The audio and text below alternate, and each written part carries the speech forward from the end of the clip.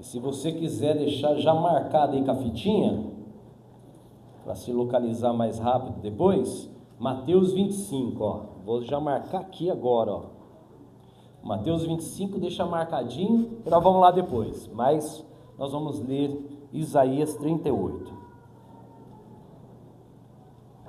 Amém? Diz assim o texto, Isaías 38, a partir do primeiro versículo. Naqueles dias, Ezequias ficou doente. Repete isso comigo, igreja, ficou doente. À beira da morte, era uma doença à beira da morte. Então o profeta Isaías, filho de Amós, foi visitá-lo e lhe disse: assim diz o Senhor, ponha a casa em ordem. Repete isso comigo, igreja, ponha a casa em ordem, porque você vai morrer, você não se recuperará. Ezequias então, ele virou o rosto para a parede e orou ao Senhor: lembra-te, Senhor, de como eu tenho te servido com fidelidade e com devoção sincera, e tenho feito tudo o que tu aprovas. E Ezequias chorou amargamente. Agora vira para o teu irmão aí e já diz assim: Ezequias era um crente melhor que nós. Amém? Um cara que orou a Deus e disse: Senhor, eu tenho te servido com tanta fidelidade, eu tenho sido leal, uma devoção tão sincera, e tenho feito tudo que você aprova, tudo que você espera, eu tenho feito. E ele então termina dizendo o texto que ele chora amargamente. Olha o que vai dizer versículo 4 então, na continuação da história. Então a palavra do Senhor veio novamente a Isaías: vai dizer a Ezequias, assim diz o Senhor, o Deus do seu antepassado Davi, ouviu a sua oração e viu as suas lágrimas. Acrescentarei 15 anos à sua vida. Repete comigo que é importante, igreja: 15 anos à sua vida. Então, continuando o texto no 6, e eu livrarei você e esta cidade das mãos do rei da Síria. Eu defenderei essa cidade. Este é o sinal que o Senhor fará o que ele prometeu. Farei a sombra do sol retroceder os 10 degraus que ela já cobriu na escadaria de Acás, e a luz do sol retrocedeu os 10 degraus que tinha avançado. Depois de recuperar-se dessa doença, Ezequias, rei de Judá, escreveu o seguinte: eu disse, no vigor da minha vida, tenho que passar pelas portas da sepultura e ser roubado do restante dos meus anos. Eu disse, não retornarei a ver o Senhor na terra dos viventes, não olharei mais para a humanidade, e nem estarei mais com os que agora habitam neste mundo. A minha casa foi derrubada e tirada de mim, como se fosse uma tenda de um pastor. A minha vida foi enovelada, como faz o tecelão, e ele me cortou como um pedaço de tecido, dia e noite foi acabando comigo. Esperei pacientemente até o alvorecer, mas como um leão ele quebrou todos os meus ossos, dia e noite ele foi acabando comigo. Gritei como um andorinhão, como um tordo, gemi como uma pomba chorosa, olhando para os céus, enfraqueceram-se os meus olhos, estou aflito, ó Senhor, vem em meu auxílio.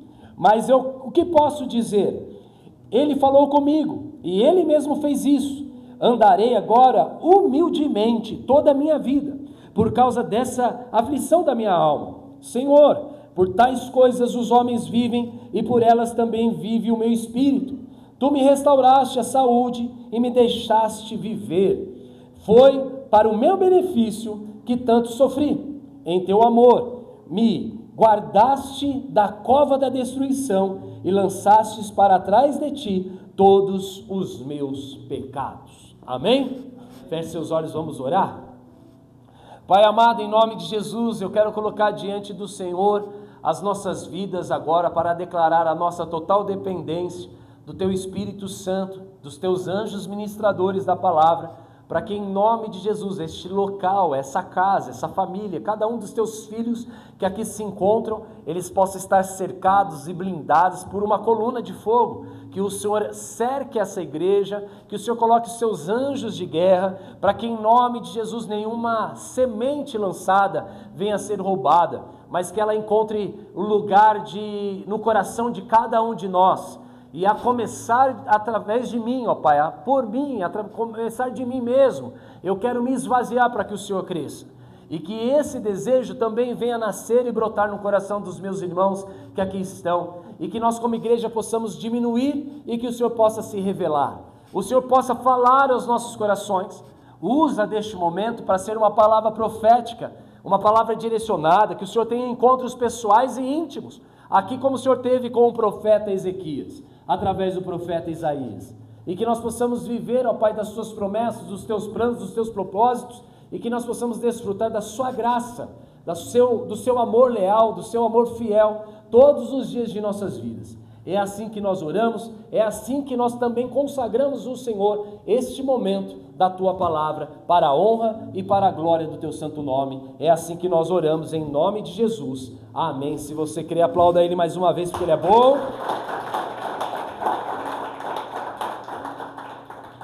O tema de hoje é talento. Talento. Diga aí para o seu vizinho aí. Talento. E o que é talento? Mandei você deixar, não necessariamente nós vamos ler, mas eu vou deixar aqui aberto para que você também possa acompanhar quando for necessário aqui. O que é o talento? O talento é aquela parábola que Jesus utilizou para falar que o reino dos céus, a vinda do Senhor, na segunda vinda, demonstrando quando Jesus vier buscar a sua igreja, será semelhante a um senhor, que ele fez o quê? Ele entregou talentos aos seus servos, aos seus escravos.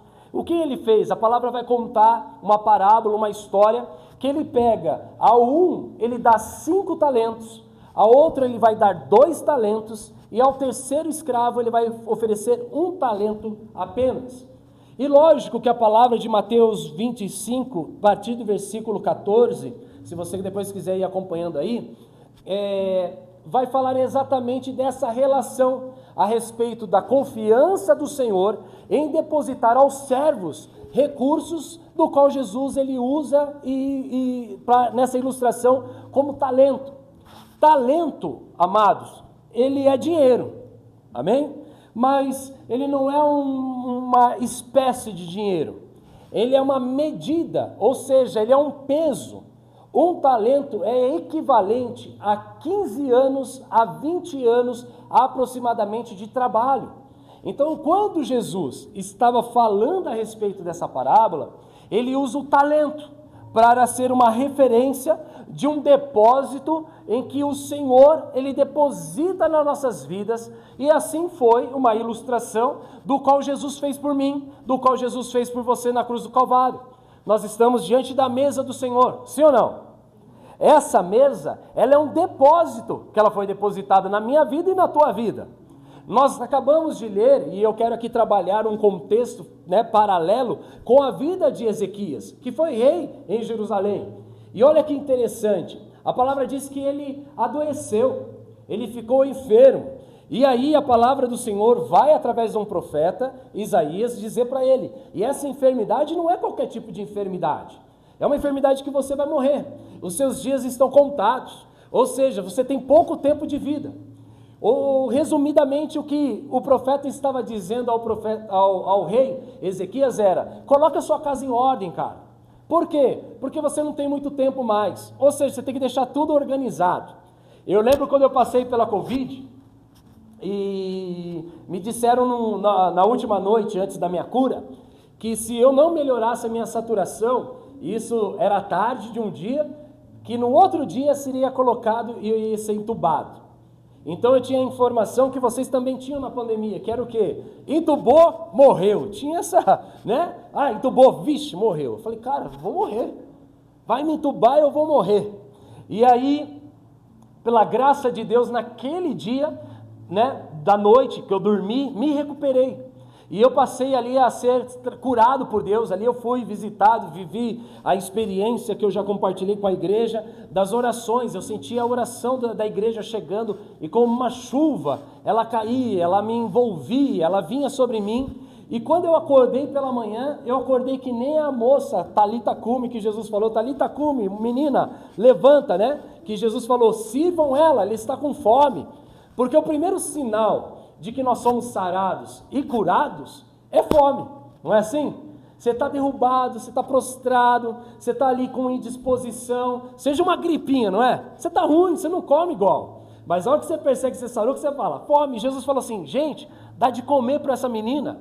Eu estava debilitado, não estava comendo muito, a hora que eu acordei, eu tinha certeza da minha cura, por quê? Porque a fome veio. Quando a fome veio, o médico passou, que eles faziam 2 entradas, uma de manhã no final da tarde, ele entrou, ele falou assim, ei Pedro, como você está se sentindo? Vamos fazer os exames, medir a saturação e tudo mais. Eu falei para ele, doutor, eu estou curado? E ele falou assim, não, como você sabe que você está curado? Eu falei assim, porque eu estou com fome, eu estou louco para comer, eu estou torcendo para o meu vizinho aqui que dividia o quarto comigo, do leito do lado, não acordar para ele comer a marmita dele. Porque se ele não acordar, chegar perto da hora do almoço, eu falo para as enfermeiras, dá a marmita dele aí que eu estou com uma fome, e eu tenho certeza que eu fui curado. E aí ele falou, não, nós vamos repetir os exames, não é assim não. Mas ali ele falou assim, mas nós vamos adiantar para você, vamos tirar o sangue, vamos fazer já agora aqui a coleta, para a gente já ver e medir como que está aí a sua, não sei se é processo de infecção, né? Enfim, a medida lá no sangue lá, para ver se abaixou, né? O nível ali de contaminação. E, para a graça de Deus, realmente recebi a cura, né? E eu vivi essa experiência, compartilhei com a igreja sobre as orações, que eu senti as orações chegando. E quando nós somos sarados e curados de alguma coisa, a primeira coisa que vem é uma vontade de comer. E a mulher ali, a Talita, filha de Jairo, né? Talita Cumi, menina, levanta-te, que significa, ela foi a primeira experiência dela. Jesus colocou ela sentada e falou assim, sirvam ela, porque agora ela está faminta. Então diga para o seu vizinho aí, se você não tem tido fome, se você não tem tido necessidade de Deus, é porque você está doente. Uau, pastor, não pode ser. Se nós não temos dependência de Deus, se a gente não tem vontade de buscar a Deus, se a gente tem dificuldade de depender de Deus, a gente está doente, espiritualmente falando. E a cruz do Calvário, ela remete para nós N coisas, N situações. A cruz do Calvário, ela não é somente perdão de pecados, porque ela também o é, não é? Ela é um talento, é algo que foi depositado em nossas mãos, um recurso valioso. É como se você chegasse num tribunal e que você tivesse ferrado, a promotoria estivesse ali com todas as provas para te condenar, e a promotoria comprovasse diante do juiz que você e eu, nós estávamos condenados para a morte, pegarmos cadeira de morte, pena máxima, e o juiz olhasse todas as provas, batesse o martelo e dissesse assim, ele é inocente, ele está livre, pode ir embora livre. Não é assim que acontece? O perdão dos pecados é exatamente assim. Contra todas as provas, elas são contundentes contra nós. Paulo vai escrever aos Romanos e vai dizer que nós estamos destituídos da glória de Deus e todos nós estamos a passos largos em direção à perdição, ao pecado, à morte. Mas Jesus veio e nos resgatou. Amém, igreja?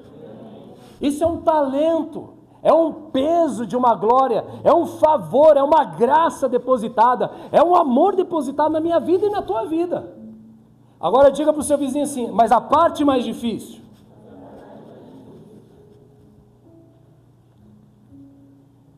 é ser livre. Pode dizer para ele, é ser livre. Eu acho que uma das coisas mais maravilhosas de Jesus, se a gente pegar e lembrar, por exemplo, da mulher adúltera que ia ser apedrejada até a morte, que Jesus fala, filha, que ele fala, né? Primeiro ele fala para os caras, na verdade, né? Quem aqui entre vós que não tiver pecado, atire a primeira pedra. Primeiro, a sentença de culpa, deu ruim, porque todo mundo falou, moiou quem que aqui não tem pecado. A gente começou a desfazer das nossas pedras. Aí Jesus vira num momento de intimidade com ela, só eles ali, ele olha para ela e vai falar o quê? Filha, cadê aqueles que te condenavam? Cadê aqueles que te acusavam? E aí ela vira e fala para ele, não estão mais aqui. Aí você conhece, ele vai dizer, pois bem, filha, nem eu mesmo vou te condenar. Você está livre, você está perdoada. Mas a notícia mais pesada da história vem agora. Vai em paz e não peques mais. Essa liberdade que Jesus diz assim, pode ir, né? Tinha um irmão que ele caminhava conosco, não sei se você vai lembrar, amor, né? Talvez, quem sabe, nas redes sociais, ele vai lá e ele se denuncia, fala, era eu. Eu falar para ele fala assim, ô pastor, precisa ir lá na reunião? Eu falo assim, não, irmão, fica em paz. Ele fala, poxa, essa palavra, fica em paz. Porque ela não é, não precisa ir e também não confirma, é para ir. Ele diz, fique em paz. Esse estado de paz coloca o camarada numa consciência dele analisar. Não é assim? Vai em paz. Mas vai em paz para quê? Eu preciso ir? Vai em paz. Vai em paz para a reunião ou vai em paz para o meu entretenimento? Não sei. Eu só disse para você ir em paz. E ele não gostava de ouvir. Você lembra quem era? Quem que era? Não lembra? Mas você lembra dessa história? Ele falou assim, não, pastor, seja autista, literal agora. Preciso de um sim ou de um não. O vai em paz mexe comigo. E eu falo assim, mas essa consciência do vai em paz é que você pode fazer o que você quiser e que você tem liberdade para ser livre. E o que você faz com a liberdade depois disso? Então nós somos livres do nosso pecado. Mas eu quero te dizer que nem todos nós, provavelmente, temos desfrutado da liberdade para a qual Cristo nos libertou. Por exemplo, se nós estivermos em algum tipo de crise espiritual, nos culpando, você não foi livre. Porque é como se acabasse no fórum, o juiz batesse o martelo, você não assiste filme, que daí o juiz levanta com aquelas roupas pretas, né? Parece seu cara, né? Que você cara é aquela visual, você não, hein? Que eu olhei para ele bem na hora de eu falar. O casca de ovo, não lembrei do casca de ovo, você não. Sempre falo dele aqui, do casca de ovo lá, dos caras lá, sabe, né? Que eu tô falando, né? E aí, é que eu olhei para ele bem na hora, falei, poxa vida, né? Vai achar que eu estou falando dele, né? Não é dele. Mas sempre fala, não é igreja? Não fala do casca de ovo sempre aqui? Fala, não, fala orquestrado. Não fala igreja? Ô, Arce, nem para sentar aqui. Você me perdoa, irmão. Eu fiquei constrangido. E aí o casca de ovo não levanta lá, ele sai assim, né? Assim no filme. Cara, é a mesma coisa. Todo mundo começar a sair de cena e você fica ali preso.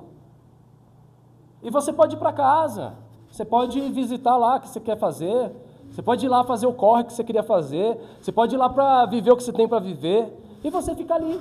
E o guarda do fórum fala assim, cara, eu preciso fechar, mas eu não estou entendendo o que Deus fez por mim, como que pode? Eu era todo ferrado na vida, eu tenho um monte de dívida com Deus, eu sou o pior, né? Eu sou a mosca do cocô, do cavalo, do bandido, aquela velha máxima, e que a gente está aprisionado nisso, e ficar ali no fórum. Você não vai estar atrás de uma cadeia, mas você está preso, porque você está querendo que alguém te convença de alguma coisa. Você está querendo que, de alguma forma, aquela liberdade, talvez ela seja propagada, ou ela seja ministrada, ela seja levada de alguma forma diferente, para que você realmente possa romper com a sua liberdade. Mas aí Jesus vira e fala assim, vai em paz, filha. Mas já pensou se aquela moça, porque a história não vai contar para nós qualquer história da moça. E se ela foi, e talvez, por exemplo, ela voltou a viver o pecado de adultério, talvez ela viveu, se ela viveu o adultério, ela se acostumou a ser a segunda. E aí, mulherada, tá afim de ser a segunda do relacionamento? Não, responde, mulherada. Perguntei para vocês. Vou perguntar de novo, sincronizado. E aí, mulherada, vocês gostam de ser a segunda da história? O que é uma pessoa que aceita, às vezes, ser a segunda? Alguém que talvez não saiba o que é dar valor. Nunca se saberá o que é ser reconhecida, aquela que foi escolhida. Mas ela se sujeita, é um aprisionamento. Ela pode ter aquela pessoa, mas quando o negócio vira um estresse, nem sempre a história termina, geralmente acaba sobrando para o lado mais fraco da corda, é assim ou não é? Mas pode ser que ela voltou, pode ser que não, pode ser que ela nunca mais caiu no pecado, mas pode ser que um dia apareceu um cara para ela se casar, aí não apareceu aquele príncipe, da Branca de Neve, aquela que beija, que cura, que vira sapo, desvira sapo, aquela coisa toda. E aí? E se ela ficou bloqueada, com receios no coração, dizendo, poxa, eu não mereço, esse cara, olha para o meu estilo de vida antigo, olha a minha história antiga, esse cara é um lorde, esse cara, ele merece alguém melhor do que eu. Aí eu te pergunto, ela foi liberta? Ela está livre ou não? Responde, não é com a cabecinha. O pessoal lá no YouTube não vê, eles não estão lá, ou vai ter que virar a câmera, né, Paulo? Ela está livre, igreja? Não. Vocês estão me entendendo? A liberdade para a qual Cristo nos libertou, ela nos faz livre. Ela nos faz livre para qualquer coisa. E nós precisamos entender como que nós nos relacionamos com essa liberdade que nos foi dada. Nós aprendemos isso, cultos anteriores, né? Liberdade não significa libertinagem, são duas coisas totalmente diferentes, amém? Mas é uma liberdade que nós temos. Mas, se nós não temos tido necessidade de Deus, se nós não temos tido fome pelas coisas do reino de Deus, se as coisas do reino de Deus não nos atraem mais do que as vãs paixões dessa terra, as vãs filosofias dessa terra, do presente século, tudo aquilo que nos seduz, nós estamos enfermos, nós precisamos ser curados por Deus. E Ezequias estava doente para a morte. Existe morte espiritual, sim ou não? Por exemplo, a cruz diz isso. Jesus disse que ele deu o seu corpo, que é o pão, ele deu o sangue, que é o cálice, é o vinho, e todo aquele que crê em mim, ainda que morra, viverá. Mas aquele que eu derramei o mesmo corpo, o mesmo sangue, não me testemunha, não me reconhece diante dos homens, assim eu também o negarei diante do meu Pai. Ainda quem crê viverá, quem não crê está morto, morrerá. Então existe doença espiritual, meus amados, que vai levar um monte para a morte espiritual. E nós precisamos entender que o que Deus fez através da sua obra da cruz é uma oportunidade única para nós. É algo que foi depositado a um peso de uma glória, a um peso que a gente precisa calcular, medir dos grandes feitos de Deus. Daquilo que Deus acrescentou na minha vida e na tua vida como oportunidade, sim ou não? Essa cruz, ela fala também que eu e você, além de perdoados, pelas suas feridas, pelas suas machucaduras, nós somos o que, igreja? Sarados. Também fala de cura, também fala de libertação, também fala de restauração, fala de uma nova vida. Então, há um peso nessa mesa. Há um peso que o próprio Cristo, ele virou para os seus discípulos e disse, por acaso vocês conseguiriam beber do meu cálice? A cálice da ira de Deus. Por quê? Porque Jesus ia ser esmagado, moído naquele madeiro. Então ele está perguntando para os discípulos assim, e aí, você consegue pagar o preço que eu tenho que pagar? Diga para o seu vizinho aí, você consegue pagar o preço que Jesus precisa pagar? Não. Todos nós estamos destituídos da glória de Deus.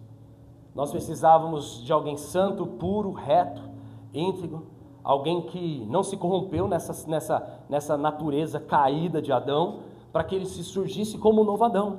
Ele pudesse fazer na minha vida e na tua vida aquilo que nós somos incapazes de fazer. É um depósito daquilo que Deus fez. E aquilo que Deus fez, ele não pode ser medido como nós aprendemos no outro culto. Lembra que nós estudamos aqui sobre o denário? Sobre o frasco de alabastro derramado de Maria, que era 1 ano de trabalho.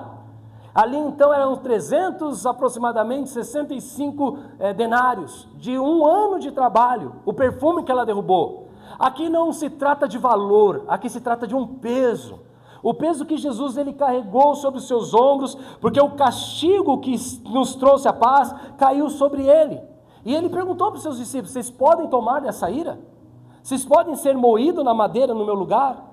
Ou seja, nós não podemos tomar do mesmo cálice do Senhor. Ou seja, participarmos de um plano de salvação e redenção de nós mesmos. Mas a religião, quando a gente se relaciona com ela, a gente acha que por fazer mais para Deus a gente é salvo, porque a gente faz, a gente é reconhecido nos céus, porque a gente entrega dízimo, Deus nos tem mais, né, os filhos prediletos, e aí a gente acha que gente fazer alguma coisa melhora alguma coisa no mundo celestial, e não melhora nada. Nós vivemos daquilo que foi depositado na cruz do Calvário. E essa cruz, ela fala de uma infinidade de cura, de transformação, do qual nós temos para viver. Amém, igreja? Vocês estão entendendo onde eu quero chegar? Ezequias, ele viveu um milagre, cara. Ele estava morto, uma doença que iria levá-lo para a vida, e a ordem de Deus é, coloca sua casa em ordem. Por quê? Porque Ezequias, ele estava, vamos dizer assim, comprometendo os planos e os propósitos de Deus. Por exemplo, Ezequias, ele não tinha filho. Depois da cura dele e do livramento que ele recebe, depois de 3 anos, por volta de 3 anos, ele vai gerar um filho chamado Manassés. Olha que interessante. E você sabe que a ordem de Deus para o povo de Israel era governar através de um rei, Davi, e da sua descendência. Ou seja, quando Davi assume Israel, depois de Davi, iria sempre ser o filho, o neto, o bisneto, e assim sucessivamente, até chegar naquilo que viria a ser o Cristo, o Messias, que era a promessa. A ordem que deveria vir de Judá, o Messias, descendência de Davi, era a semente, deveria gerar o filho do Deus vivo, e ele deveria vir dessa nação. Então, o que aconteceu com Ezequias? Ezequias, ele estava com a casa desorganizada. Existia promessa, existia plano, existia sucessão, existia legado, existia muitas coisas que Ezequias tinha para viver. Mas, quando ele foi tomado por uma enfermidade que custou a vida dele, Deus deu um chacoalho nele e falou assim, cara, é o seguinte, você vai querer me honrar agora? Você só tem 3 dias de vida, você vai querer me honrar agora? Sabe aquela coisa que a gente geralmente pergunta, não sei se você já fez essa pergunta, ou você já viu alguém se perguntando para outra pessoa, se você soubesse que Jesus iria voltar amanhã, o que você faria?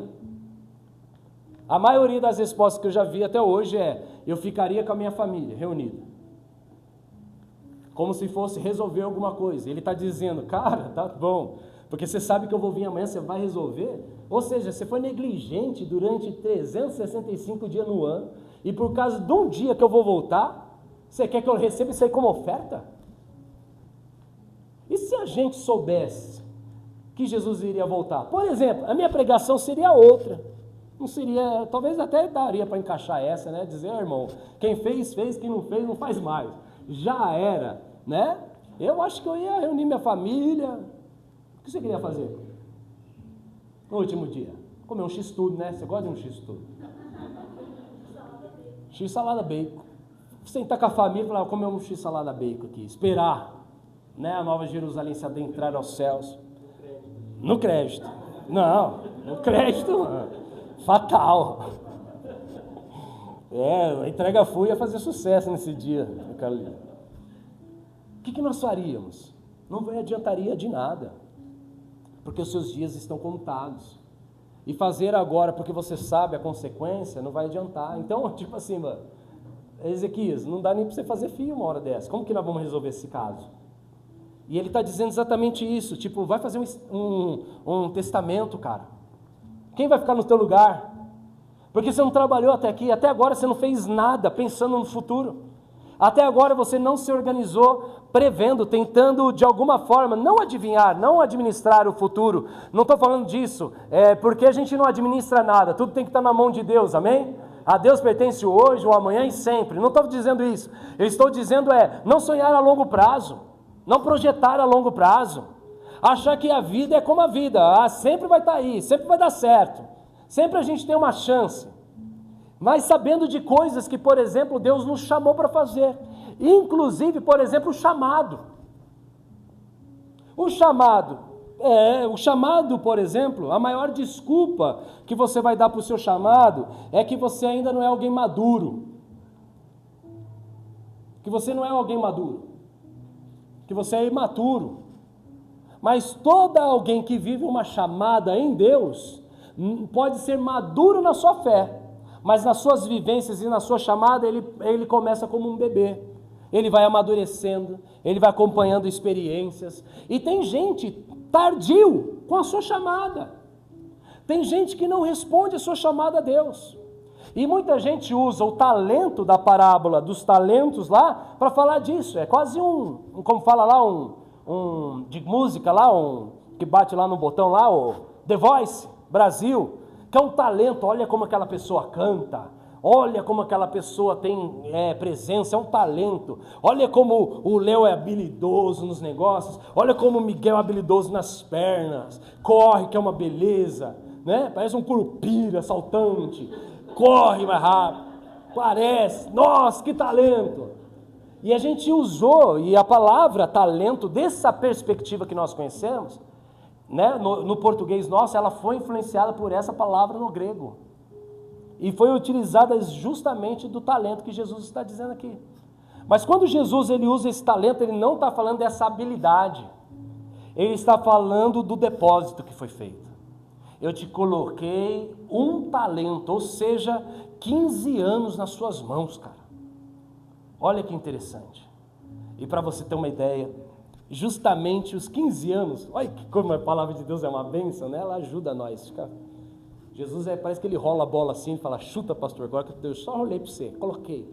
É isso que faz a palavra, quando você estuda, você mergulha, você vai vendo que as coisas vão se encaixando, as coisas vão se cumprindo, as coisas vão fazendo sentido, e aí é Deus dizendo assim, cara, eu depositei uma vida em você, depositei um recurso espiritual em você, e o que você tem feito com esse recurso que foi depositado? E aí Jesus vai contar a história. Você conhece a parábola, muita gente conhece, mas eu vou dar um pano aqui, porque talvez tenha gente que nunca escutou. Ou se escutou errado também, agora vai escutar do jeito certo. E aí ele está dizendo o quê? Que para alguns tem habilidade. Nem todo mundo aqui é igual não, irmão. Nem todo mundo aqui é igual. Como na cruz do Calvário, a gente não consegue. A gente não é igualzinho a Jesus. Mas a gente segue os passos de Jesus. Discípulo bom, na época de Jesus, era o cara que ele estava, como você sabia, não era pela nota qual era o melhor discípulo, não era porque ele tirava na nota ali, ele tirava 10, 9, 9,5 e passava de ano. Como você descobria o melhor discípulo naqueles dias? Ele andava tão perto do seu mestre, que quando esse mestre andava com as suas sandálias, levantava poeira, porque lá não tinha asfalto que nem nós temos hoje não. E aquela poeira, então, ela impregnava na pessoa. A pessoa chegava no final do dia, ela batia assim, sairia aquele poeirão. Por quê? Eu sigo os passos do meu mestre, estou atrás do meu mestre, estou atrás do meu rabi, estou aprendendo dele, estou seguindo seus caminhos, estou progredindo para o alvo, eu estou aprendendo dele todos os dias, recebendo. Então, quanto mais eu me visto de Jesus, quanto mais as sandálias de Jesus deixam suas poeiras em mim, é aí que nós, como igreja, sabemos que nós estamos andando no caminho que nos foi proposto. Mas se nós nos mantermos limpinho, sem essa poeira no nosso corpo, a gente olha assim e fala, ixi, mau aluno. É um mau aluno, é um péssimo aluno. Ele anda distante, ele anda desconectado, ele anda fora do rebanho, ele pensa como 10 pessoas influentes do Instagram, ele ouve 3 pessoas, ele não tem identidade de nada, ele parece tudo com um pouquinho, ele tem um pouquinho do Subirá, ele tem um pouquinho do Luiz Hermínio, ele tem um pouquinho daquilo ali, e quando você procura Cristo nele não tem nada, ele parece todo mundo, mas Jesus não tem nele. E por que não tem nele? Porque ele não segue os passos de Jesus. E os discursos, as pregações, elas se tornam bandeiras que elas, muitas vezes, elas respaldam o processo que eu quero viver. Mas a palavra de Deus não veio para respaldar o processo que você quer viver. A palavra de Deus ela foi dada, orientada para respaldar o processo que Deus tem para a sua vida. O talento que te foi depositado. E aí qual que é a percepção? Que nem todo mundo é igual, meus amados. Você não precisa pagar o preço que eu pago, não. Mas diga para o seu vizinho, você não precisa pagar o preço do pastor. A não ser que você tenha um chamado de pastor.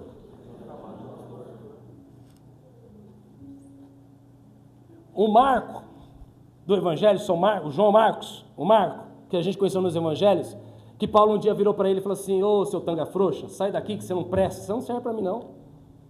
Era o Marco. Ah, eu sou apóstolo. Apóstolo aonde, rapaz? Você ofende a nossa classe operária. Porque o apóstolo sabe o preço que paga, velho. Aí chega o cara gomadinho, o cara olhou para ele e falou assim, cadê a poeira, velho? Que poeira? A poeira das sandálias. Paulo falou assim, cara, você não está pronto não. Você não consegue. Você não está pronto para viver o que nós temos para viver. Você ofende a nossa categoria. A nossa classe operária, o seu estilo de vida é uma ofensa para nós. A não ser que você tenha um chamado pastoral.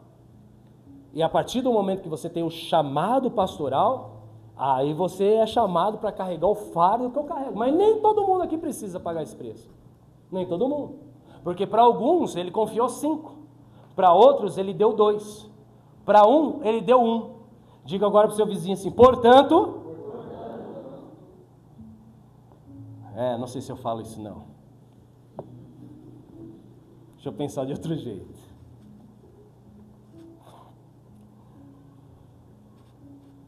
Diga para o seu vizinho assim, ó, portanto, pode te faltar capacidade e habilidade, mas isso não significa falta de responsabilidade.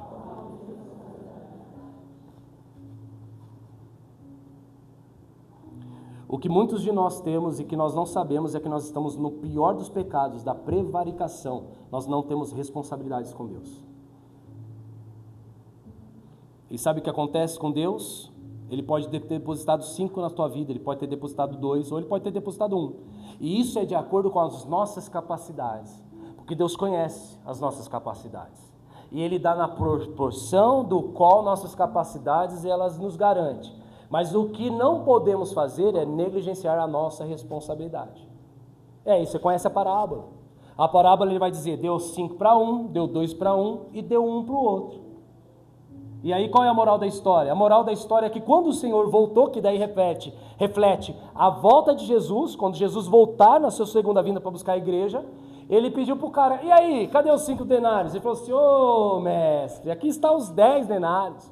Ele falou, olha rapaz, você é um servo bom, você é um servo fiel, que servo bom, cara, eu posso acrescentar na tua vida, que bênção. Por quê? Porque eu confiei a você 5 denários, e a hora que eu voltei, olha só que eu encontrei 10. Cara, você é muito queridinho do papai, diga para o seu vizinho aí, você é queridinho do papai. Aí ele entrou, ursinho puff, entrou no reino celestial, com 5. E produziu. Aí veio o cara que tinha 2.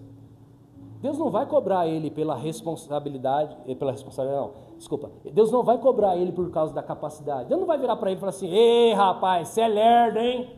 Diga pro seu irmão aí, você é lerdo, irmão. Tem gente que é lerdo.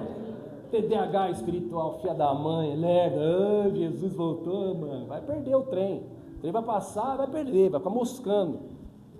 A gente é lerdo por natureza, dá raiva de gente lerdo. A minha filha, eu falei, gente, eu quero pedir perdão para a igreja hoje. Minha filha falou que tem raiva do você, cara, quando você não dança. Olha, já pensou? Eu falei, coitado, adolescente é terrível, você solta a corda, ele fala a coisa. Que ele tem vontade de falar, mas não fala, né? Eu tô com raiva do você. Dança aqui, que nós vamos dançar aqui, nós vamos cantar um negócio aqui. Parabéns, filha. Eu falei desde pequeno que ela era profeta, ela cria asa, ela fica folgada. Vocês dançam aí, vocês vai cantar música, bate palma aí, alegre, hein? Eu falei, meu Deus, falou que tá com raiva da igreja. Não é isso aí, ele tá com raiva. Raiva, é isso mesmo. O que eu tava falando? Até esqueci, ó. O TDAH, o trem passou. TDAH, lento, lerdo, calma, filho. É a sua capacidade. Então Deus não vai ficar falando para você que você tá lerdo. Nossa, você não é bom.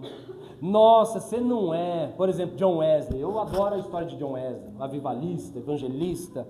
É uma das histórias que mais me inspira. Cara, eu perto de John Wesley, não posso nem ter cavalo, o cavalo não me aguenta no meu peso. John Wesley não dava de cavalo, deu sei quantas voltas no mundo, acho que foi 5 voltas no mundo. Você tem noção disso? Se eu não me engano.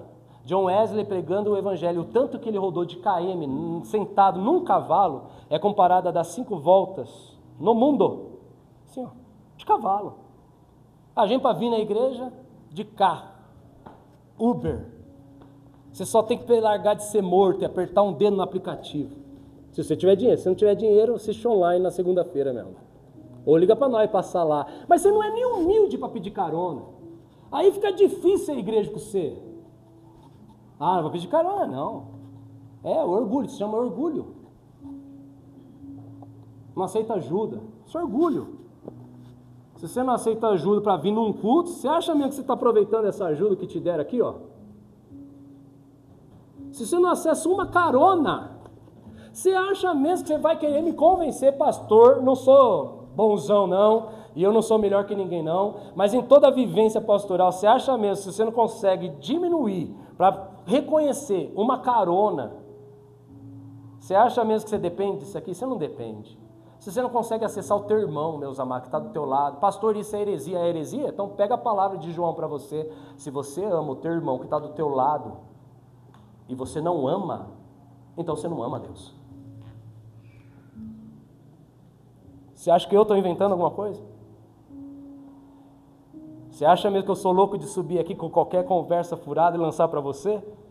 Ah, pastor, mas é de amor. É, mas é um princípio espiritual, é uma prática, vivência. Se você não vive horizontalmente, não vem me dizer que você vive bem verticalmente. É mentira. A sua vida espiritual ela é medida à medida que você horizontalmente se relaciona. Jesus disse isso: se vocês forem meus discípulos, amarão uns aos outros como eu vos amei. Amem uns aos outros ao meu modelo. Sim ou não, igreja? Por isso que a cruz ela é horizontal e vertical, porque se ela não abraça aqui, ela não serve para levantar a mão e dizer, me ajuda Deus, eu estou aqui. A oração de Ezequias: sou fiel, tenho feito tudo que te agrada, tudo que o Senhor aprova, eu tento fazer tudo, não quer dizer que eu sou perfeito. Ezequias estava dizendo isso, mas o Senhor fala para mim, cara, pinta essa parede verde, eu estou pintando.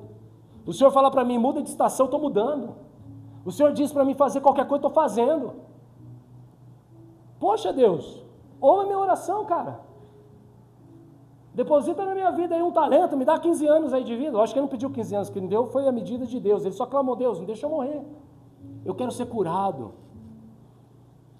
Igreja, a nossa falta de fome pelas coisas espirituais revela a nossa enfermidade espiritual. Vocês estão entendendo? Então, meu amado, como você pode dizer que ama a Deus se você não consegue amar quem está do seu lado? Foi João que disse isso. Não fui eu não, filho, porque coitado de mim, eu tenho condição de pregar para você? Imagina, mas eu gosto de pregar o que esse cara pregou. E é assim que eu tento viver meus dias. É assim que eu tento construir igreja com vocês todos os dias. É assim que eu busco me relacionar, fazer com vocês. O Marlonzinho chegou ontem para dar aula, só tinha crianças, não veio a mulherada. E geralmente fica, né? Não dá para dar aula junto, tem que fazer as divisões certinhas, né? Porque as mulheres mais velhas, né, Regiane? Precisa de uma atenção. As crianças pequenininhas, elas dão um trabalho de criança, que é normal. E aí as mulheres não veio. E aí eu tirei folga. Eu falei assim, cara, quer saber, as mulheres não veio. Eu peguei o Miguel e falei assim, vamos fazer uns talentos aí na igreja aí, vamos dar uma limpada nessa piscina aí que está precisando, vamos instalar uma luz ali, vamos fazer o corre. Aí daí o Marlonzinho veio com a Paulinha, eu falei pro Marlonzinho, toca as crianças aí. Deixei as crianças com o Marlonzinho, falei, ele que se vira. Porque eu não faço sozinho. Não sou chamado para fazer sozinho. Eu dou a oportunidade de vocês participarem do galardão do qual Deus tem para nós como igreja. Então a gente não pode fazer as coisas sozinho. O resultado do nosso relacionamento horizontal revela e nutre a vertical. Não adianta a gente ser santo para cima e se desviar para baixo. Viu? Diga para o seu vizinho assim, o que te prepara para o céu é vida na terra. Olha a canção de Ezequias, ó Deus, eu que passei aqui no sepulcro, poxa, quase fui levado, o Senhor quase me levou, cara, na morte. Olha que canção mais bonita que ele canta, cara. Ele vai falar o quê? Eu posso te buscar depois na glória, mas eu não terei chance de buscar o Senhor novamente com seres viventes. Eu não poderei me reunir mais como igreja. Eu vou para o céu, pouco importa que você vai para o céu. Você vai fazer no céu o quê? Que você não fez aqui na terra, gente. Porque lá no céu é mesa, lá no céu é relacionamento, lá no céu é intimidade. O que você acha que você vai fazer no céu? Então olha que Ezequias fala, oh Deus, eu não terei oportunidade novamente de viver e te buscar. Eu vou te buscar na glória, mas não é a mesma coisa de buscar aqui, cara. Na glória, meus amados, suas imperfeições já foram embora, os seus problemas já foram embora, a sua dor já foi embora, a sua dívida foi embora, sua conta no mundo espiritual ficou tudo azul, não está mais no vermelho, você não tem mais boleto para pagar. Aí você fala assim, agora eu vou adorar a Deus, porque agora eu sou pleno. Pleno nada, você é um desviado. Tem que ser pleno aqui. Não conhece aquela música daquela irmã lá, que ela canta para nós lá? Tá sofrendo, vai dar glória a Deus, esqueci a música. Louve, tá doendo, louve, tá chorando, louve. Ô, música desgramenta essa. Rapaz, eu fico vendo Matrix, a cena do Neo tomando tiro assim, só que acertando os tiros, né, que ele desvia.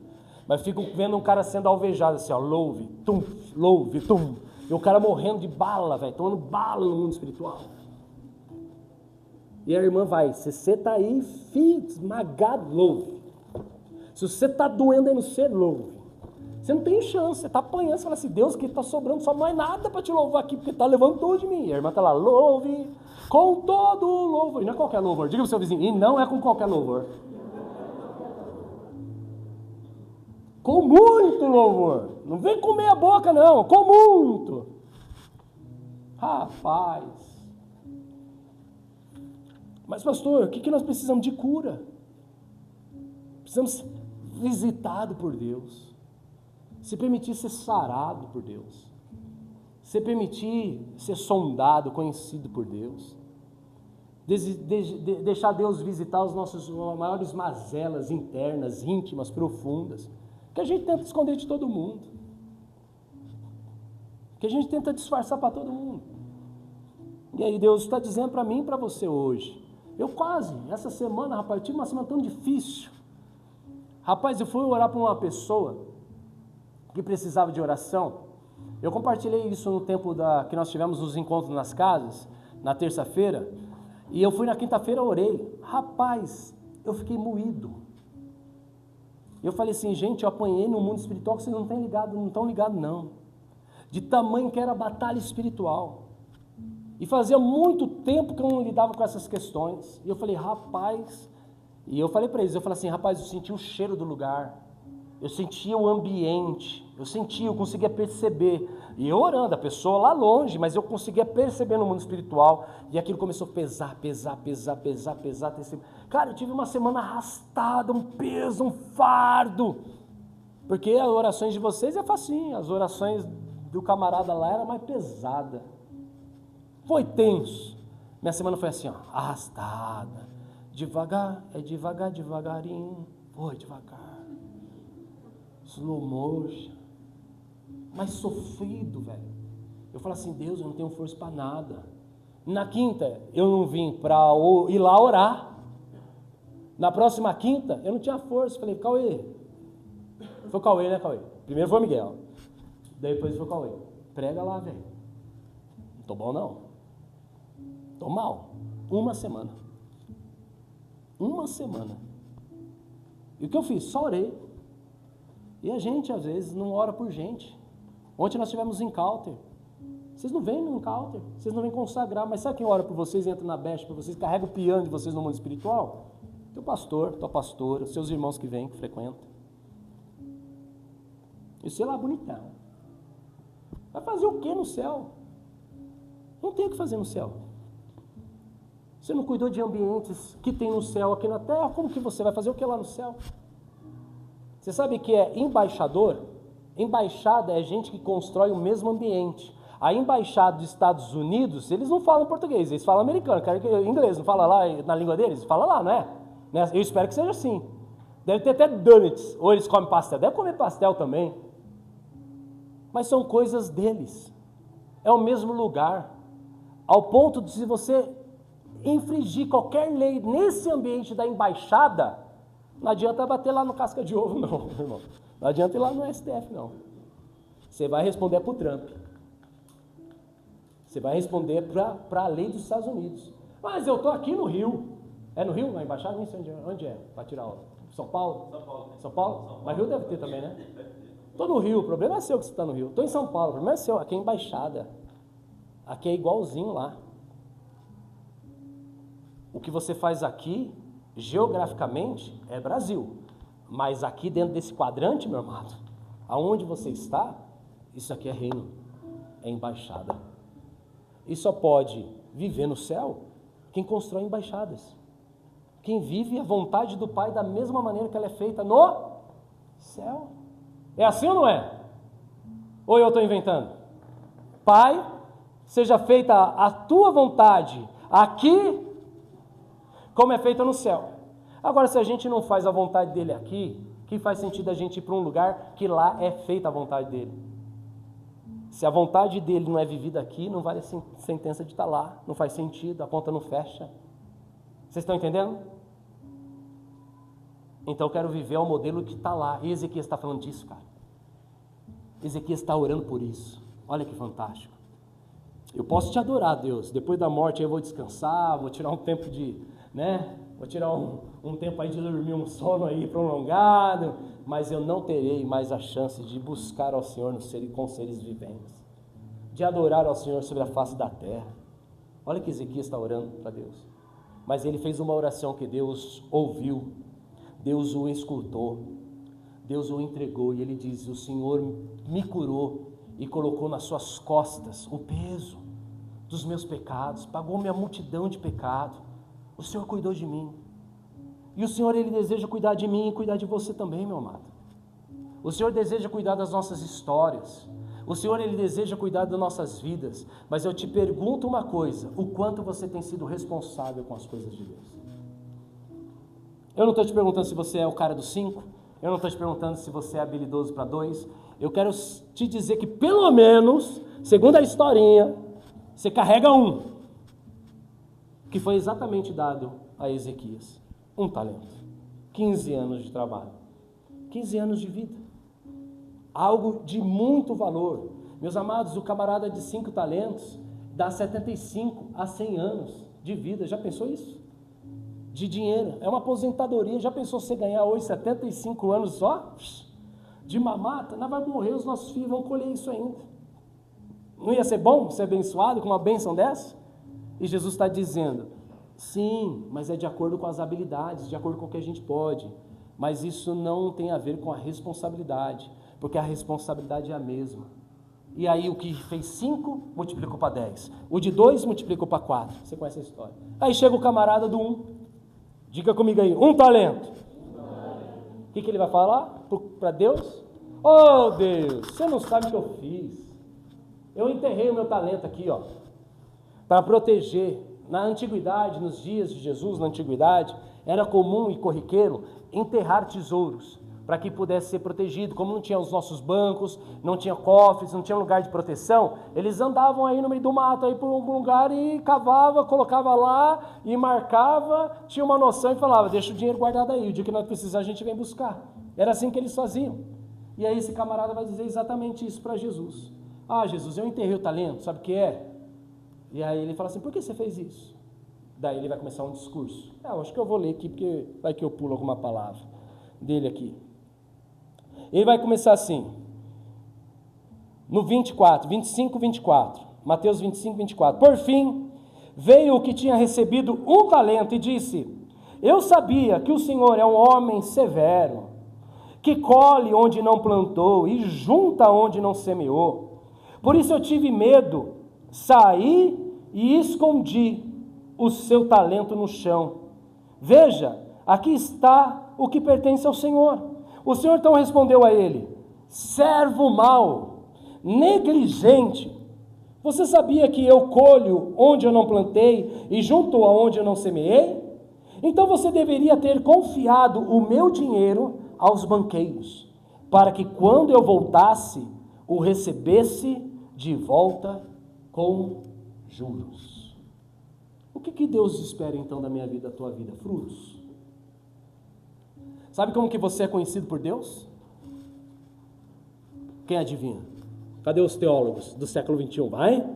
Como que você é conhecido por Deus? Pelo trabalho? Pelo trabalho? Porque tem trabalho que não revela quem nós somos. Pelo que nós somos conhecidos? Pode falar, quem falou? Frutos. Diga comigo, pelo fruto Vocês serão conhecidos. Agora tem trabalho que não dá fruto.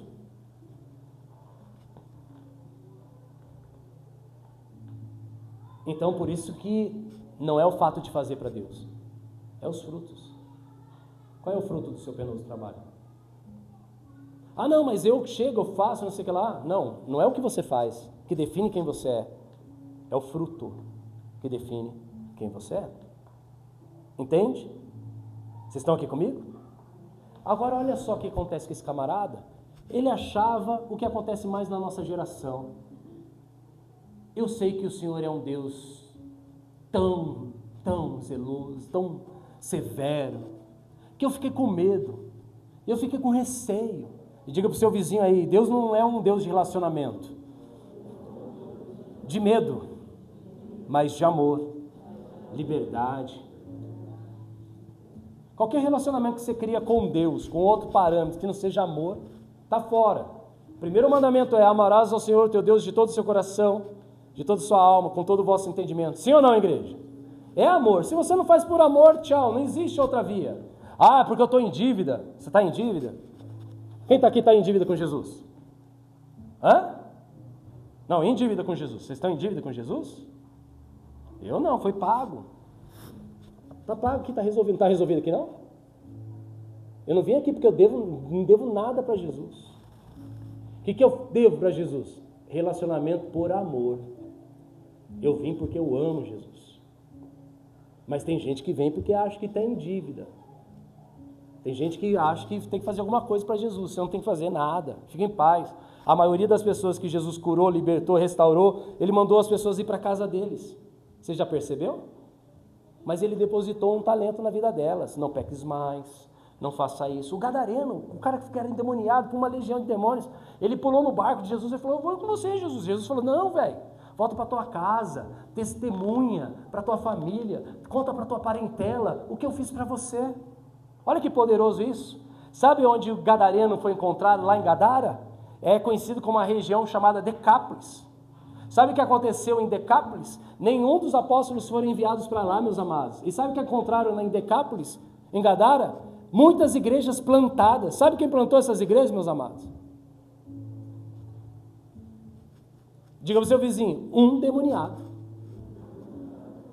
que foi curado. E ele queria entrar no barco de Jesus. E Jesus falou: não, vai e só conta para a tua família. Agora tem crente que não conta nem para a família.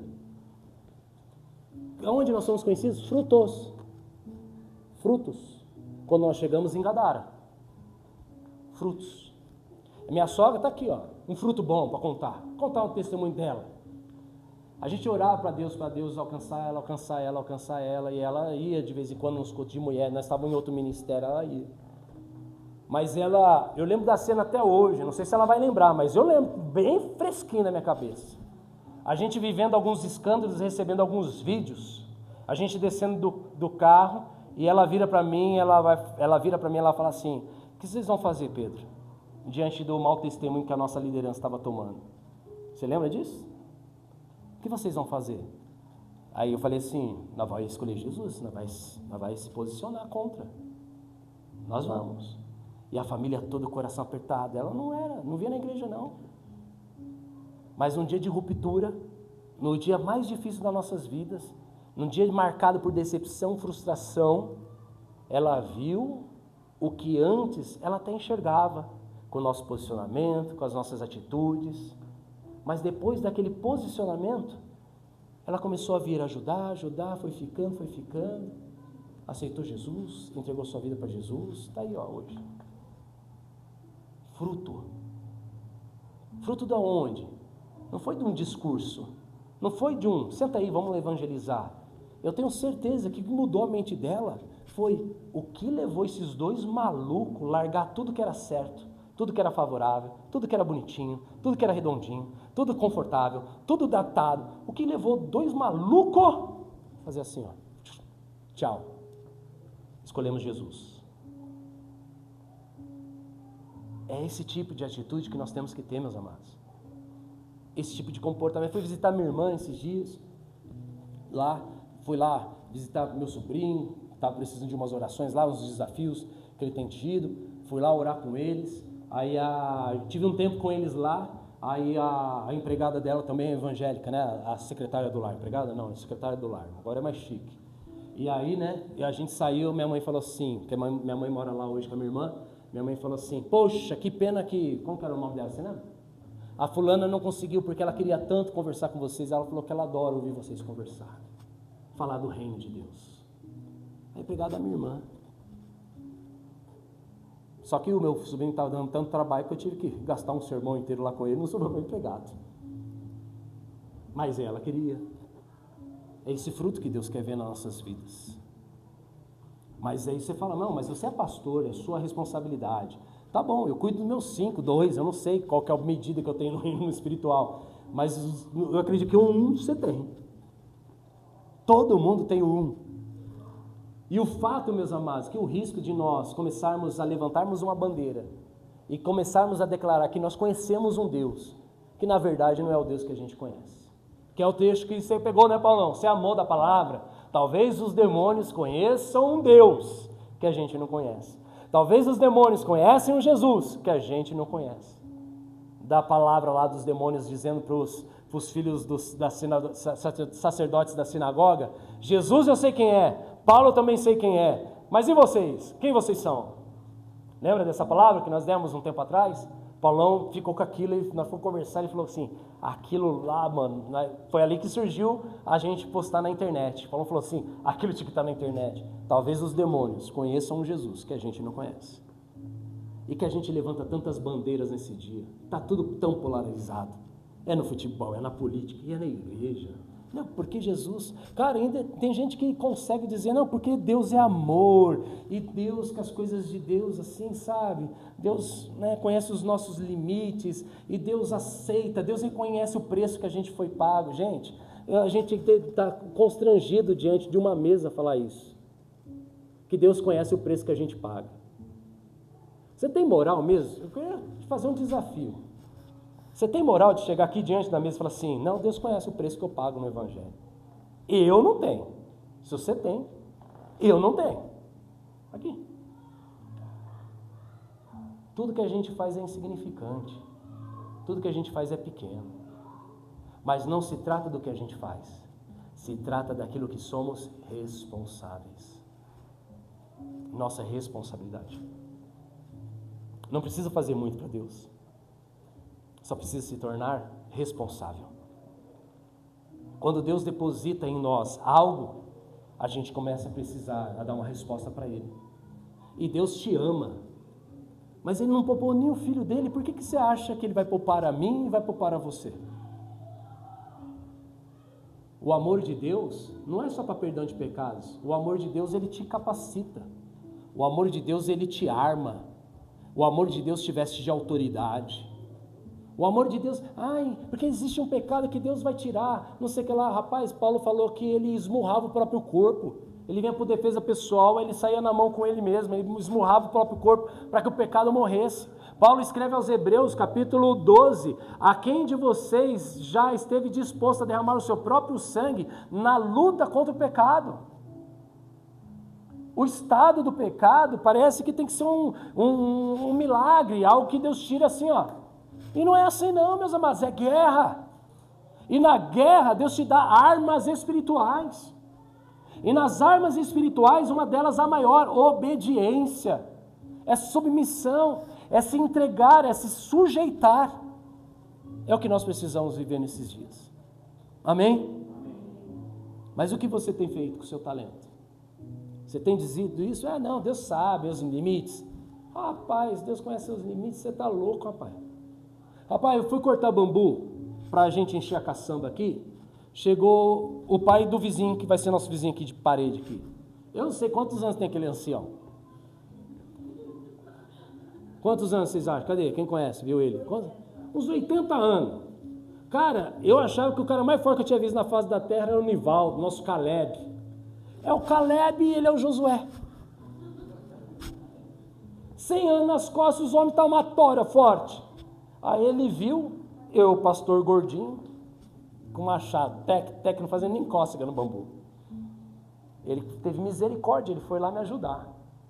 foi lá e cortou e quebrou e falou, vamos colocar. Aí ele falou, vamos tirar um pallet. Tiramos um pallet que já estava lá dentro, falou para a gente depois colocar os bambus e amassar. Aí eu peguei, beleza, e nós fomos lá e colocamos. Cara, quando o crente tem que passar vergonha, passa vergonha não. Aí ele falou, ajuda agora, pastor, eu jogar o pallet em cima. Falei, vamos lá. Peguei o pallet, joguei em cima da caçamba com ele. Brum! E eu fiz que nem suei, leve. Minha aparência aqui, a hora que eu entrei aqui, falei, minha água, morrendo de sede. Mas lá, nem cócega. Isso aqui, pallet. É um pallet.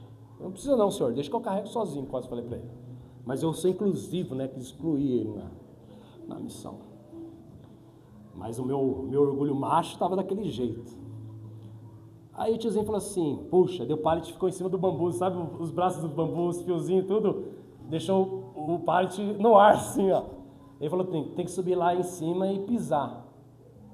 Eu falei, verdade, né, para afundar, né. Aí ele pegou e falou assim, eu vou lá. Eu falei, então vai. Aí eu falei, um senhor de idade, 80 anos. Dei a mão para ele, que nem eu dou para minha avó. Ele colocou o pé foi lá, começou a pisar no pátio, falei, vai cair esse velho. E eu pensando já, mano, INSS, a igreja, pagar, mano, esse afastamento desse cara, vai dar um BO, a família vai vir atrás de nós. Eu já olhei pro lado para não ver se não tinha toco, madeira, para não bater a cabeça e morrer. Porque morreu, aí fecha a igreja. Aí ferrou de vez. Eu quase falei para ele, fica aí em cima que o senhor vai assinar o documento de voluntariado. Pra gente responder na justiça. E o cara lá, foi ou não foi, Miguel? E o cara lá assim, ó, falei, vai cair. Seu Renato chama. 80 anos, velho, você não acredita. Foi ou não foi, Miguel? Assustador, surfista, assim, ó. Aí eu dei a mão para ele de novo, para ele descer, mesmo jeito que ele subiu. Sabe o que ele fez? Ele não me deu a mão, não. Sabe o que ele fez? Pulou. Eu olhei e falei assim, ai Jesus, os joelhos, os ligamentos. Agora foi, pastor Cuia. Foi nada. Ô pastor, beleza, acabou. Falou, um abraço, tchau. Foi para a obra, cortar piso, sentar o piso, ajudando aqui na obra, aqui na casa do filho dele. Nem sei porque eu contei isso. Mas trabalhou. E nós também, não sei porque que eu estava contando. Então, mas é por causa disso. Você tem que aprender com o velho de 80 anos. Eu não, você. Eu não, vocês têm que aprender, eu estou de boa.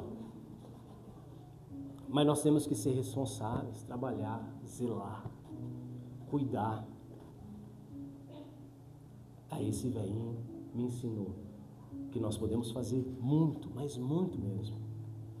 Só que a gente tem que ser saudável, que nem ele. Espiritualmente. Tem gente que não tem mais reverso, é assim mesmo, vai ser assim até Jesus voltar e Deus tem misericórdia do joelho. Mas eu estou falando espiritualmente. No espiritual. Não dá pra gente chegar e achar que a gente fez alguma coisa. Não dá. A gente tem que ser constrangido diante disso.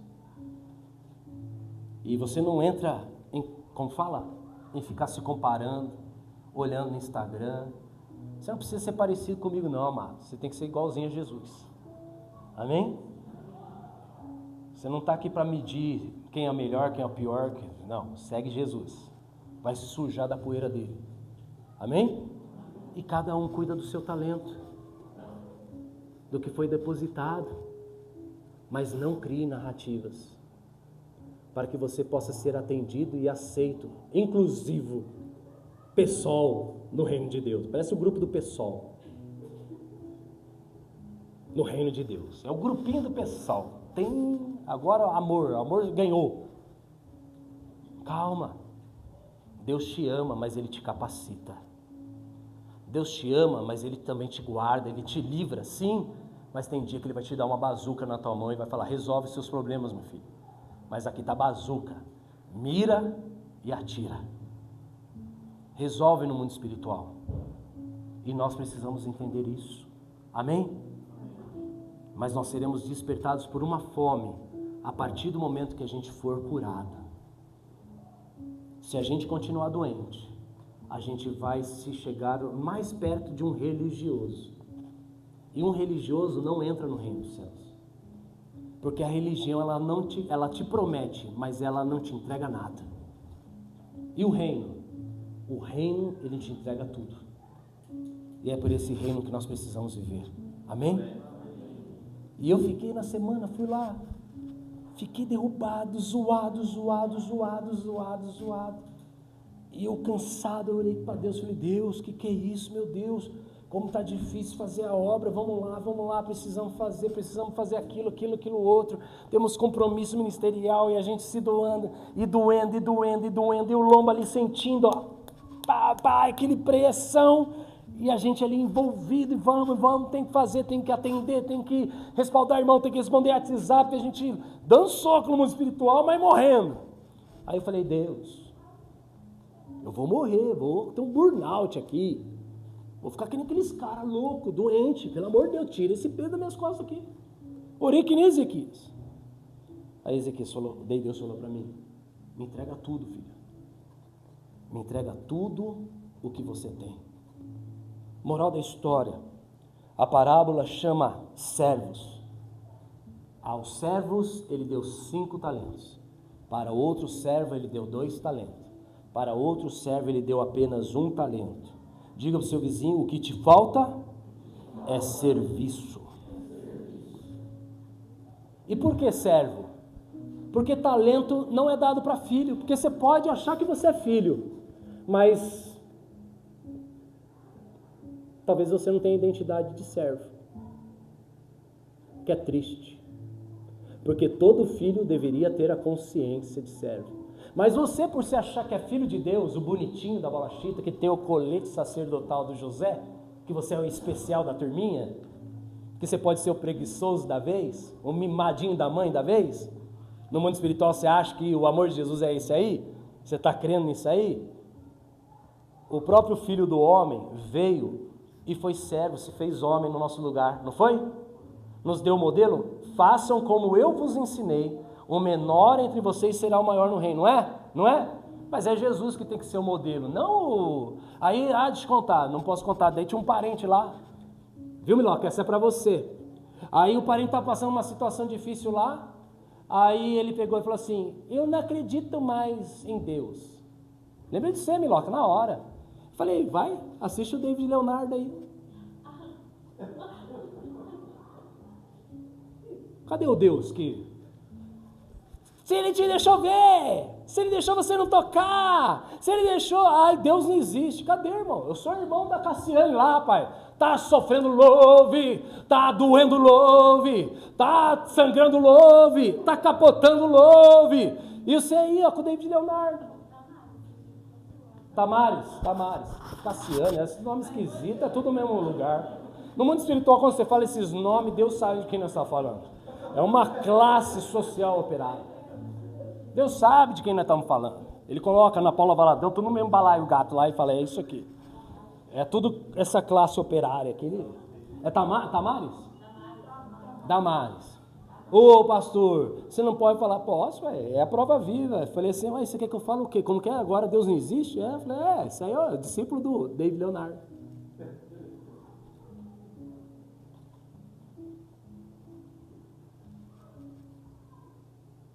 Tem problema, pastor, ouvir? Muito, bastante.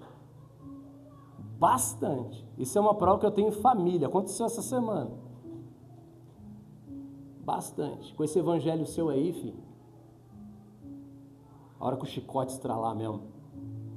A hora que o mundo cai ao meu redor, como já dizia o Juliano Som.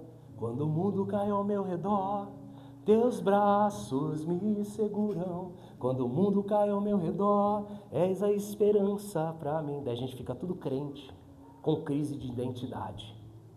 Aí a gente percebe que aquele Deus que a gente acreditou, daquele tipo de pregador, agora aquele Deus não existe mais. Porque Deus deixou eu ver, Deus deixou eu tocar. E parece que Deus fez assim, ó. Tirou, mas ele não ia dar para mim esse negócio?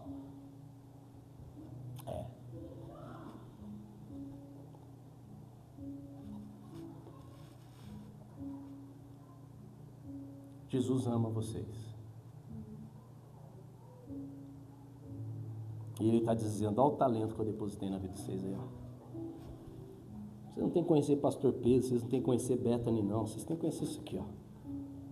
Aqui, ó, vocês, ó. Para onde eu irei, se só tu tens as palavras de vida eterna? Essas palavras aqui, ó.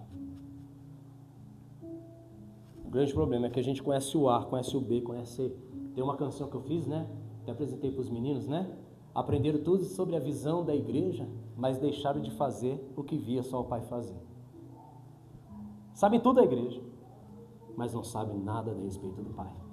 Essa geração aqui, ó. Eu achei que o Senhor era isso, já pensou você agora com o discurso? Eu achei que o Senhor me amava, que o Senhor não se importava, que eu não podia, que eu não precisava fazer serviço. Só que servo, deixa eu te dizer só o que significa para a gente terminar. Servo significa, não é escravo aos padrões que nós temos dívida com os negros, sabe aquela conversa? Que nós temos que pagar agora as dívidas, todos os maus maltratos que a gente fez lá no passado. Eu não estou em dívida com ninguém, amém? Daí a gente fica com aquela paranoia, com aquele discurso do pessoal, não é? Que a gente está em dívida, que é toda aquela conversa que você conhece. Servo não. Servo é diferente daquele padrão escravo que a gente tem. O que é servo então, pastor? Eu deixei de ter tudo para te entregar. Eu te entreguei tudo que eu tenho, tudo que eu possuo, todos os meus bens, todas as minhas posses. Eu entreguei tudo nas suas mãos. Eu sou teu servo. Faz comigo o que o Senhor tem para fazer. Realiza na minha vida o que o Senhor tem para fazer. Ou seja, o que Jesus entregou aqui? Não é para filho, não. Ah, colete bonitinho do José, o filhinho de queridinho da papai e da mamãe no mundo espiritual. Não tem não, amado. Lá a regra é servo. Você é servo?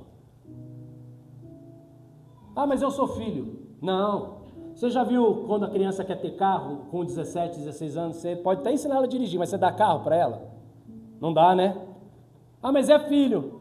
Mas você tem autoridade? Não. Então você não pode. Você não pode ter carro. Quando que eu vou ter carro? Quando você tiver responsabilidade. Quando você prestar conta das suas responsabilidades. Quando você se submeter aos processos de ensino, de aprendizado, ser avaliado, passar por tudo que precisa, daí eu te gabarito, daí eu te dou o carro. O fato de você ser filho não é garantia, mas a partir do momento que você serve, no mundo espiritual é a mesma coisa. Você está autorizado no mundo espiritual a viver. Amém, amados? E Jesus te ama. E a maior chance que Ele te dá é de você participar do ministério dEle. Do ministério dEle. Não dos homens. Nós servimos aqui, vocês já ouviram de nós por muitas e muitas vezes. Nós só temos uma placa do lado de fora porque nós prestamos conta à lei dos homens. Mas nós fazemos o ministério de Jesus. Seguimos o ministério de Jesus. É Jesus. É Bethany, para achar no YouTube, para achar no Instagram, para ter endereço no Google. Mas quem nós somos? Ministério de Jesus. Amém, igreja? Essa é a nossa identidade, não é a visão ministerial, é quem nós somos, seguidores de Jesus Cristo. Vocês estão aqui comigo? E sabe o que Jesus te deu? O exemplo. Antes da ceia, Ele lavou o pé dos discípulos e falou, eu dei o exemplo, para que vocês também o façam. Se vocês participam do ministério de Jesus, porque estar na Bethany é ministério de Jesus, não é Bethany, mas é church porque não tinha outro nome para colocar lá. Esse não era nem o nome que era para ter, porque era ser comunidade Bethany, ou comunidade Betânia, mas existe um monte de igreja com comunidade Betânia, um monte de registro já, e a gente foi funilando, ficou tudo inglesado e que se dane inglês também, não da quarta, da Bethany.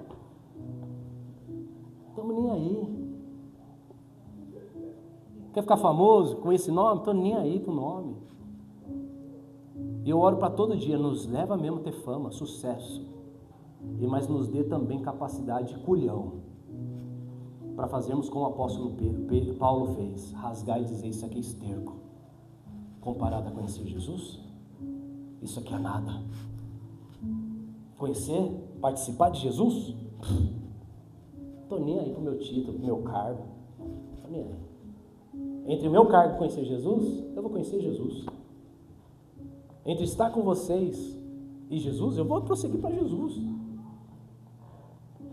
E essa deve ser a missão de vocês. Esse deve ser o estilo de vida de vocês. Vocês estão aqui comigo, igreja? Então feche seus olhos. Vamos se colocar de pé. E feche seus olhos para a gente participar da ceia do Senhor. É o que Deus deseja fazer na minha vida e na tua vida. E Deus te ama.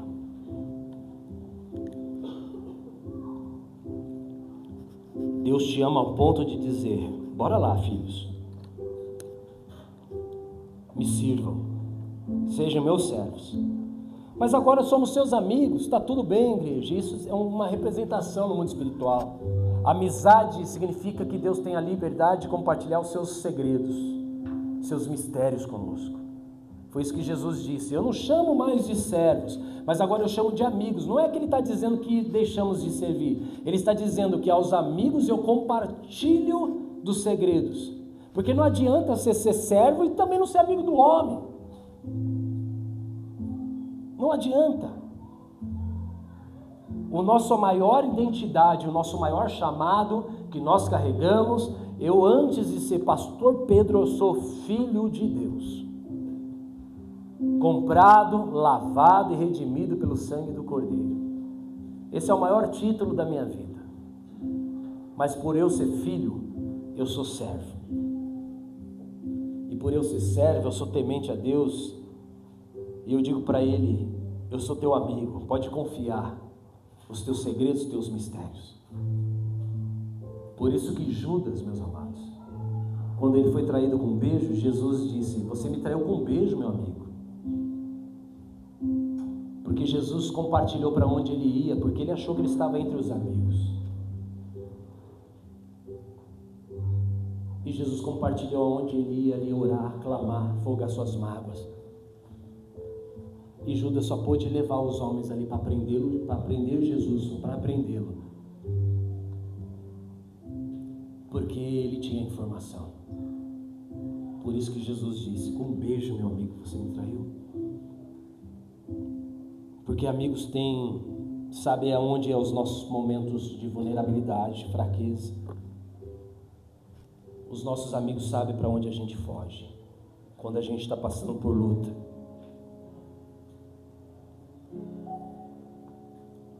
Mas a gente está aqui para ser o menor.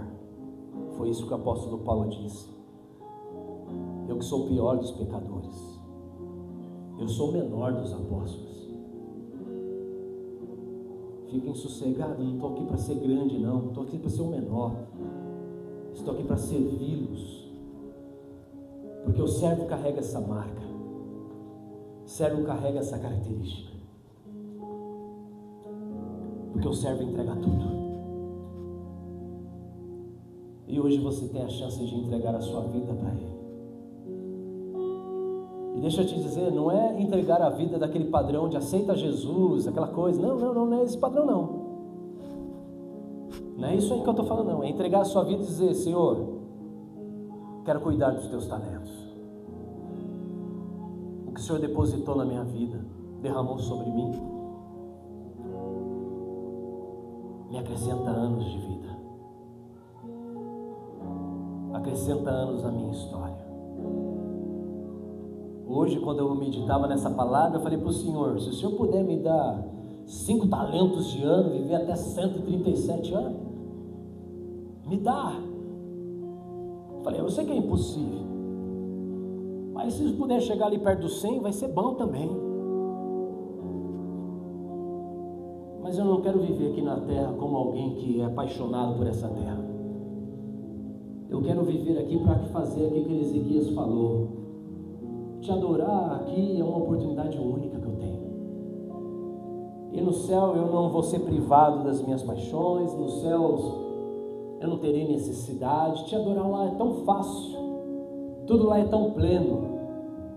Mas como é difícil ser tão pleno no Senhor quando nos falta algo.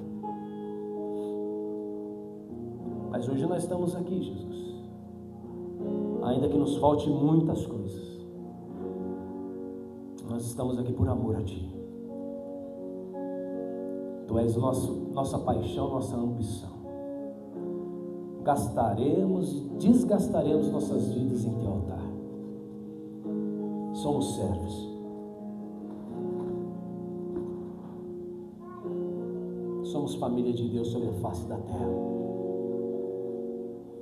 Recebe os Teus filhos que aqui estão, Pai.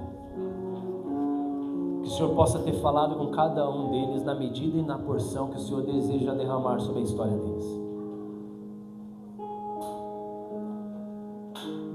Que o Senhor cuide, sustente, respalde a tudo que for necessário. Mas guarde os Teus filhos. Esteja com eles em todos os processos. É o que eu rogo ao Senhor. Mas, Pai, para sermos mais uma igreja, a gente não quer não. Para sermos mais um reduto de crente, a gente não está afim não. A gente quer uma geração dos discípulos de Jesus sobre a face da terra, Pai. Nós seguimos os Teus caminhos. A Bethany é o Teu ministério. Tu és o cabeça dessa casa e dessa família, Deus. E nós estamos aqui para cear em memória do Senhor. Estamos aqui para construir algo para o Senhor, não para nós. Não é uma igreja para nós, mas é uma igreja para o Senhor.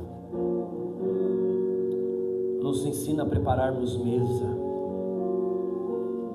nos ensina a prepararmos ambientes de cura e de libertação.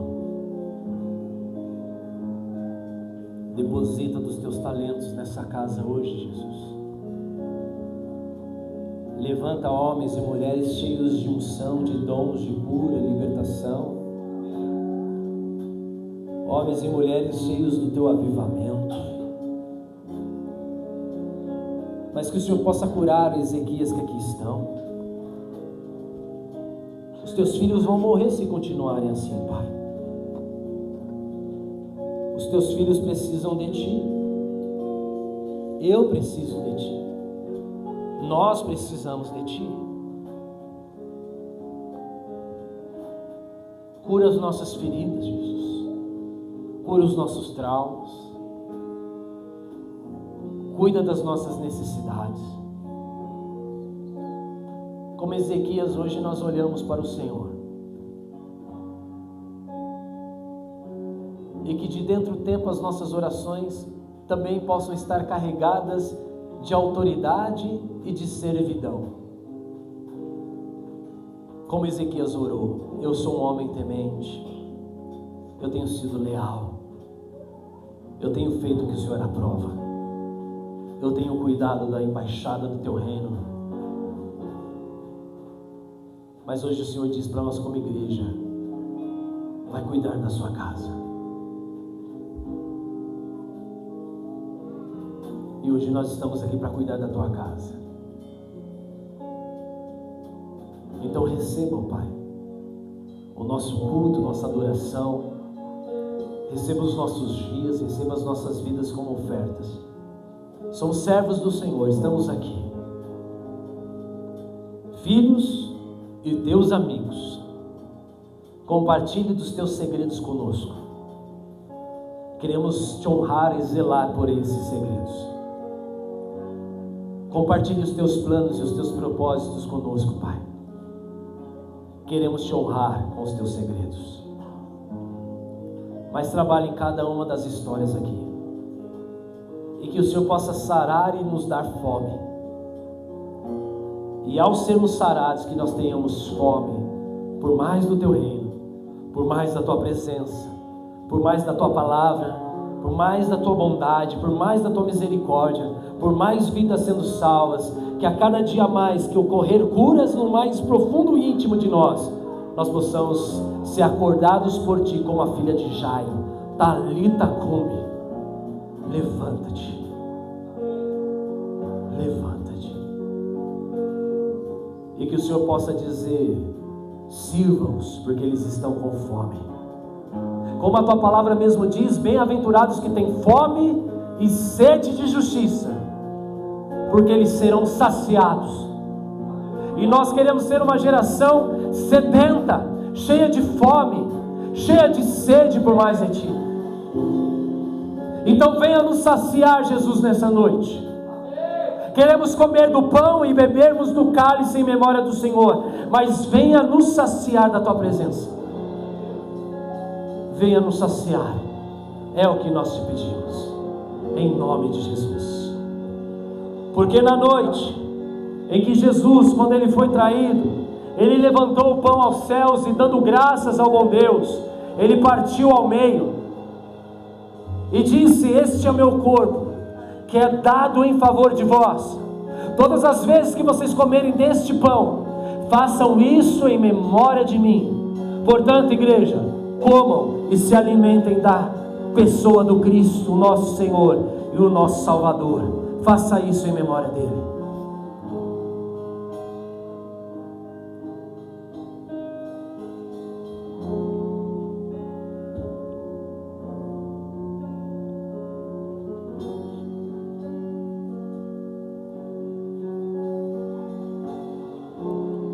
E da mesma forma, Ele levantou o cálice e disse: este cálice é o cálice da nova aliança.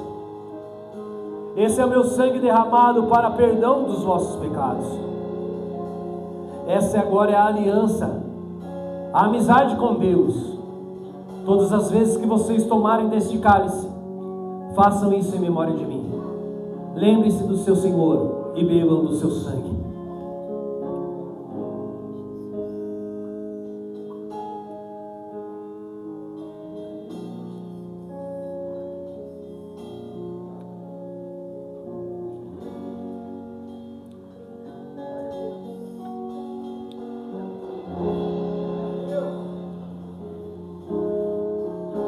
Dê a mão para a pessoa que está do seu lado.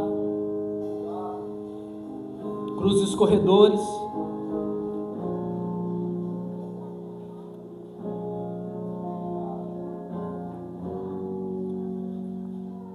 Que a graça e a paz do nosso bom Deus, igreja, estejam sobre nós. O amor de Deus Pai, a graça de Cristo Jesus e o consolo, o refrigério e a comunhão do Espírito Santo de Deus repouse sobre mim, repouse sobre ti, repouse sobre nós, até que o nosso amado Jesus Cristo venha nos buscar. E que naquele grande dia, quando esse grande dia chegar,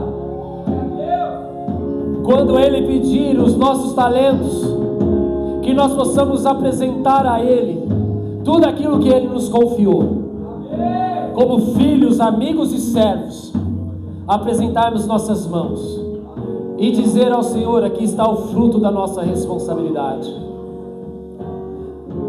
Ainda que nos falta capacidade e habilidade, que nunca nos falte a responsabilidade. Em nome de Jesus. Amém. Oremos juntos o Pai Nosso. Pai nosso que estás nos céus, santificado seja o teu nome. Venha a nós o teu reino. Seja feita a tua vontade, assim na terra como nos céus. O pão nosso de cada dia nos dai hoje, e perdoa as nossas dívidas, assim como nós perdoamos aos nossos devedores. E não nos deixes cair em tentação, mas livra-nos do mal, pois teu é o reino, o poder e a glória para sempre. Amém. Aplauda o Senhor e glorifica a Ele, porque Ele é bom. Dê um abraço no teu irmão, abençoe a vida dele, abençoe a semana dele, em nome de Jesus.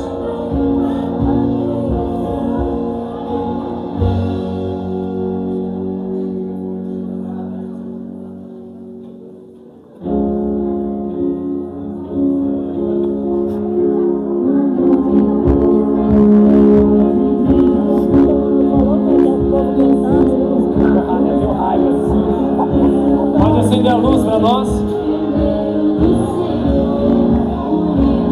Tá gravando? Deus abençoe. É bom ter você aqui também no YouTube. Nos vemos na próxima. Fiquem com Deus.